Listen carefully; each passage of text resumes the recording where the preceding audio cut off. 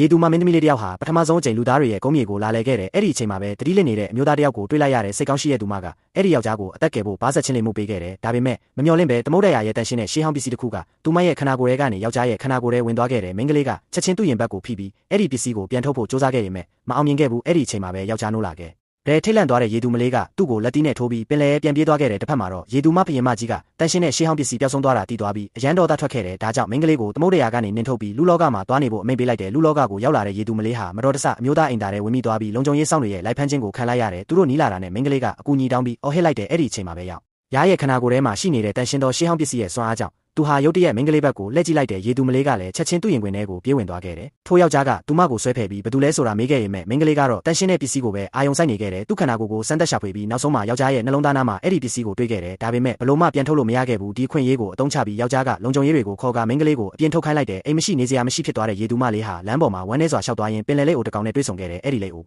တန်ရှင်းတဲ့ရှေးဟောင်းပစ္စည်းဟာယောက်ျားနဲ့တသားတည်းဖြစ်သွားပြီဖြစ်ပြီးယောက်ျားကသူမကိုတကယ်ချင်းမိမှသာပြန်ယူနိုင်မယ်လို့ပြောပြခဲ့တယ်ဒါကိုကြားပြီးမိန်းကလေးကမျက်ရည်တွေကယောက်ျားကိုဆင့်ခေါ်နိုင်တယ်လို့မှားယွင်းစွာယုံကြည်သွားခဲ့တယ်ဒါကြောင့်သူမကကြက်တုံနီနဲ့မုံညင်းစိမ့်တွေကိုအတင်းစားပြီးမျက်ရည်ကျအောင်လုပ်ခဲ့တဲ့တစ်ချိန်တည်းမှာပဲအဝေးတနေရာမှာရှိနေတဲ့ယောက်ျားကလည်းအကြောင်းမသိပဲမျက်ရည်တွေကျလာခဲ့တယ်ဒါပေမဲ့မော်ဆွမ်းအားကမအောင်မြင်ခဲ့ဘူးမိန်းကလေးကလည်းပင်ပန်းလွန်းလို့လမ်းဘေးမှာပဲအိပ်ပျော်သွားခဲ့တယ်ဒါပေမဲ့နောက်တစ်ခါမှာတော့အနက်ရောင်ထုတ်ဆောင်ထားတဲ့ရှုပ်ဝက်စမ်းကျဲတဲ့လူတစ်ယောက်ပေါ်လာပြီးသူမရဲ့အော်တန်ကြောင့်ရုတ်တရက်လက်နိုးသွားတော့